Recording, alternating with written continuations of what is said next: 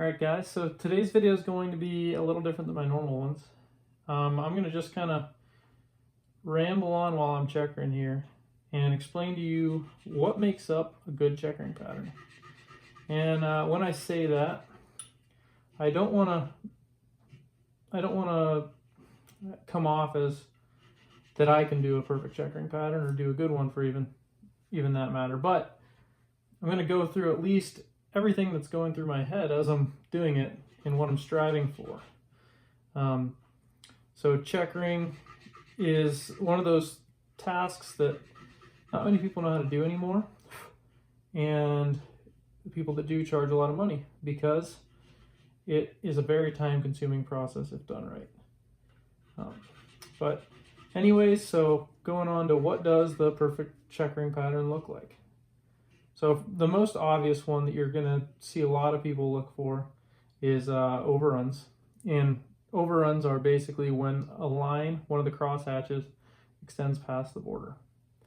It's not ideal, but it happens, especially on a lot of old factory guns. And I'll say, for those that do know how to checker, for me anyways, a lot of the times that overrun happens on the back end of my checkering tool, not at this part here, but more when I'm starting the line. So I tend to be a little conservative and move forward quite a bit when I'm starting that. Second is straight lines. It's very difficult when you do a whole wraparound pattern to keep a line straight, or if you're not quite sure what you're doing, you can use different techniques to do that during your layout phase. I like to use like a real thick painter's tape, and that works excellent for me.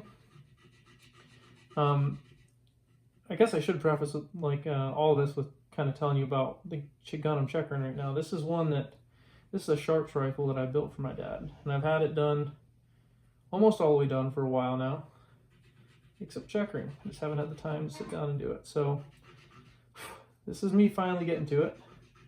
I am doing a pattern on here that's original to the Creedmoor style Sharps rifles, 1874s.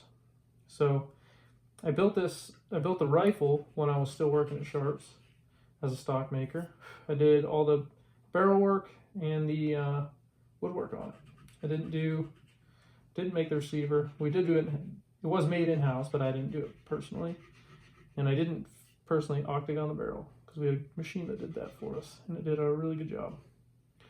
But anyways, so this pattern wouldn't be my first choice if I had creative control over this.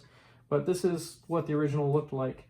Had a very short forearm panel, and it was a 2.5 to 1 diamond ratio, and had this little decorative triangle up front here. But the reason I explain that real quick is another good indication of a checkering pattern looks good is all of your points line up in the center if they're in the bottom. It's that's probably one of the things I stress out about the most. But luckily for this pattern, this is what you call a fill-in pattern, and that's how the originals are done. So fill-ins aren't a good indication of craftsmanship, I would say. And that's probably why they were done on factory guns like that. And what a fill-in pattern is basically you make up the borders on your own and then fill it in with checkering. On a true point pattern, your points would be defined by your actual cross-hatching. And I don't know if that makes sense right now or not, but it basically, if this line curves, and pretty soon what happens if you end up getting one line to curve, pretty soon they all start curving, and your point in the center here would be pretty far off. So that's where straight lines really come into it. But anyways, enough about that. So we're getting to a curve in the forearm right here as you wrap around. And this is one of those things that definitely happened to me a lot when I was first starting out checkering. And again, like I said, I'm not an expert by any means, but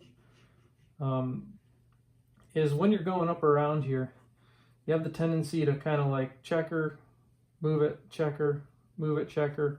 And what happens then is right here, you want to keep this checkering tool as perpendicular as possible to the wood, and that's how you get a sharp 90-degree angle inside there.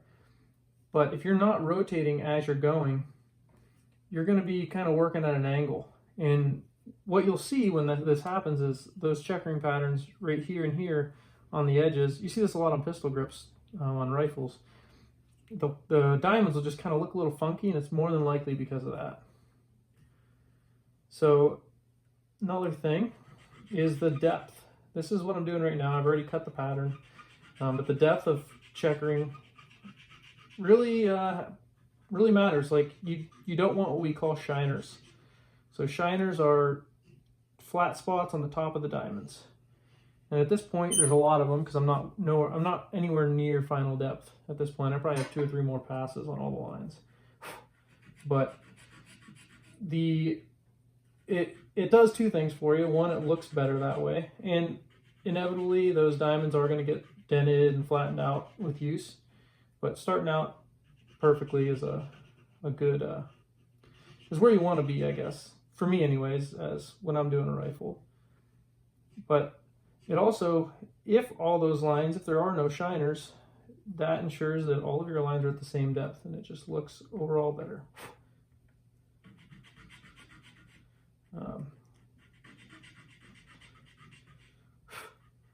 So lastly, what you want to see on a well done checkering pattern is you don't any how do I put it?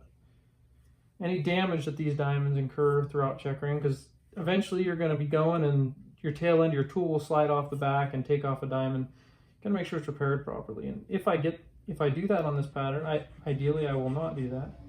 But if I do that, I will make a video on how I repair those. Because when I first started out, probably my first, I don't know how many guns, I didn't know how to repair them. And so whenever I just would knock off a diamond, I would just cut the pattern deeper and deeper until it got below that damage and made a diamond again. Well, that caused them to have low spots, and it's very obvious once you get through there. So I just didn't know how to do it, but I'm not hoping that it happens, but if it does happen, I'll make a video. But anyways, so that's just a couple things that kind of are going through my mind as I'm checkering here, and what I'm kind of looking out for. Oh, I guess I do have one more as I'm getting up close to these borders. Is a very well done checkering pattern will have diamonds. The diamonds will be sharp all the way out towards the border.